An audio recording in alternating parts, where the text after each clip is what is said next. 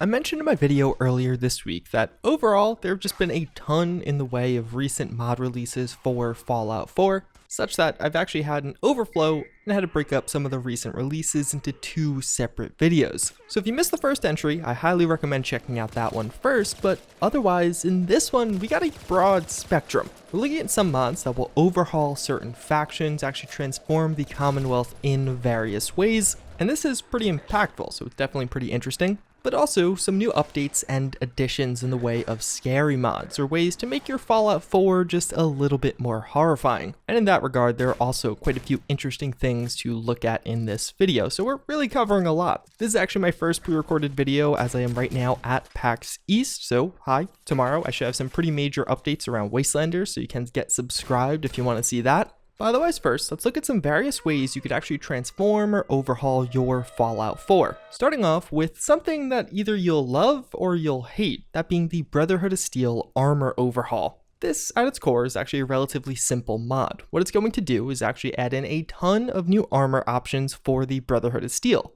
making it so they now have a tactical look to them. And specifically, those Brotherhood of Steel that are typically in power armor will now feature a camo paint job on that power armor. The armor itself actually is made up of several different pieces, traditional armor pieces as well as a vest, but also accessories like backpacks, helmets, gloves, and a couple of options as far as under outfits do go. Naturally, as you can tell in the background, this is very usable as just an armor piece for yourself. It actually looks pretty cool, has that tactical feel for Fallout 4, which of course many of the weapon mods do fill out that category already. And in general, it's a fairly comprehensive overhaul of the Brotherhood of Steel. It definitely changes the look of them tonally, and it's not totally out there.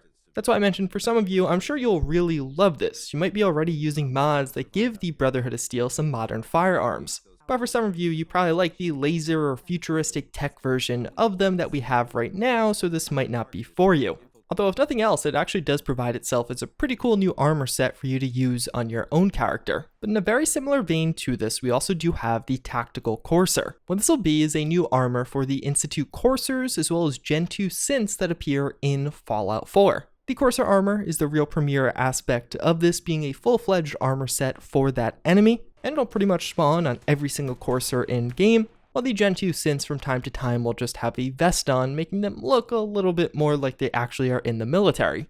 The Courser armor in particular is actually a pretty nice looking one.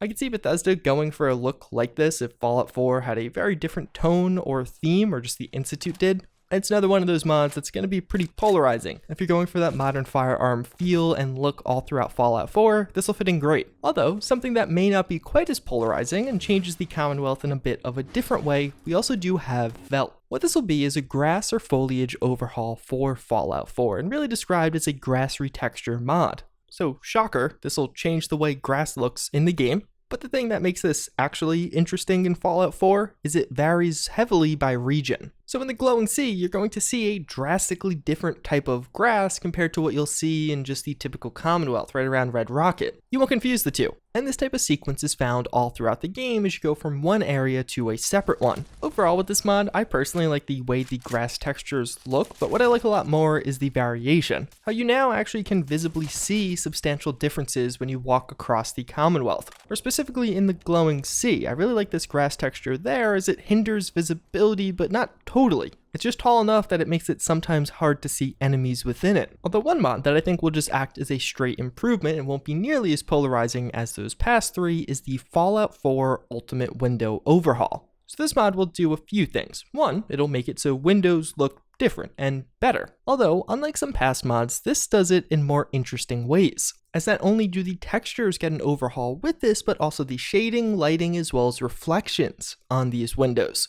And it's one of those things that is immediately obvious when you see that before and after. You can tell that this is an improved version. It's one of those subtle things that'll make Fallout 4 look different, and this affects every window in the game. If you're trying to get that HD or Ultra HD experience in Fallout 4, I would argue this is a must download. It is probably the single best window overhaul we've had thus far, which is very niche. That's not necessarily saying much. But again, sometimes as you're exploring and just see some of those reflections, it now does really stand out. It's not just HD windows, but even a little bit more than that. But then with the Ballistic Skull Mask, this is both a cool but simple mod for Fallout 4. It adds in a new mask into the game. That is a ballistic mask, so it'll fit in pretty well depending on what kind of armor you are using. But even further, it actually does offer several different customization options, some of which are quite drastic, giving this a very different feel in game.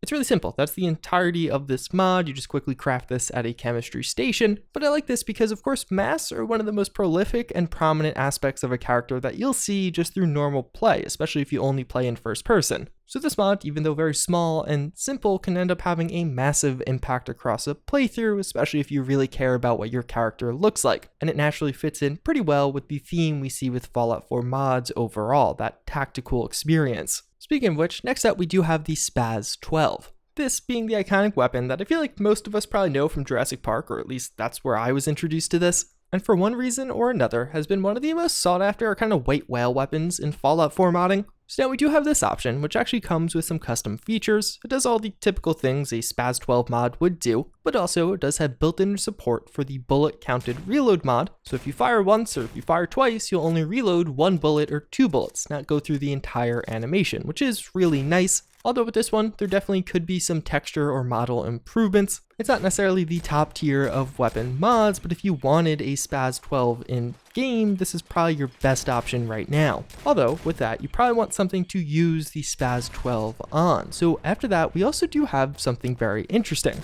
an update to zombie walkers, which is likely a mod many of you are already using. Let's put simply, it's probably the best zombie mod Fallout 4 has ever seen. So what just recently got was its 3.0 update beta. This came out a few weeks ago and progressively has been getting additional features for the mod overall, although it is a beta version, so do take that to note. You need a new playthrough. It may have some bugs, but it also brings quite a few very good features to this mod. Things like mod configuration menu support, so now you don't have to deal with the Pip-Boy holotape, but rather can very easily and quickly change certain settings. Which, speaking of which, there also are several new things included with this. Some of the zombies you encounter will have a bit of a different look than it did previously, especially some of the legendary zombies that you do see. You can configure things like the zombies dropping loot or not, providing experience or not, and overall they saw some animation changes so they don't always jump or turn quite as quickly as they did previously. Now to actually make a little bit more sense. Speaking of animations, they actually have a new attack type where they'll kind of hold you down and bite you, although it's not a finishing move, which is the unique part.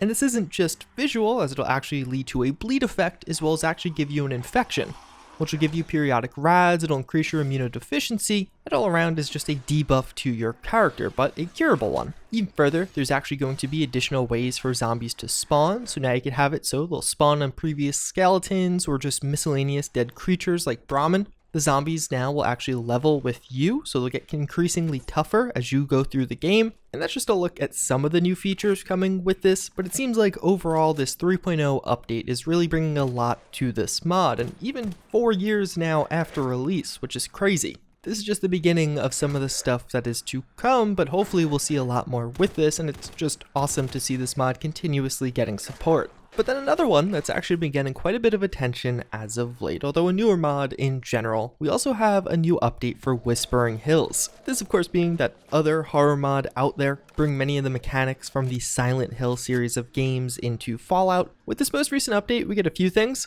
Firstly, you'll now find some new spooky creatures all throughout the Commonwealth. The Lying Figures are going to be a new creature that spits acid on you, and functionally outside of that, it's most of what they do, but coupling with some of the other aspects of Whispering Hills and now how in some areas you'll find large groups of them, it is terrifying. Even further, there's actually some new UI sounds, so when you're moving through some of the menus, you'll hear more Silent Hill sound effects rather than traditional Fallout 4 ones. But also, there's actually some significant changes to the Siren Head, one of the existing enemies with this mod that basically now has an overhaul. If you encounter this enemy, you'll know, for more reason than one. I think the video will mostly carry itself for this aspect, but in effect what this update does is turn the Siren Head into more of a boss enemy. It's still rare, so it's not like you're going to be seeing these guys all of the time, but when you encounter one, you'll know it, and the fight will definitely represent that. Between both of those, you can get a much scarier experience throughout Fallout 4.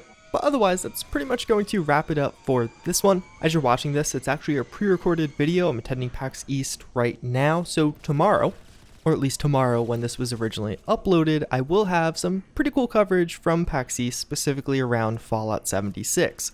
But otherwise, there's still a tremendous amount going on with Fallout 4, and it seems like the modding scene is not dying down anytime soon. just tomorrow we might actually find out that Fault 76 mods are a thing. I feel like I got like a 10-20% chance of that happening. I didn't really have a video to mention that, to say, hey, I told you so, or I saw that coming, but it is something I've been tossing around in the back of my head as we approach PAX East, and the future of Fault 76 post-Wastelanders remains unclear. I'm sure mod support would really win over the support of many fans also. Either way, as always again, I thank you for watching, I hope you enjoyed this one, and I hope to see you all next time. Later.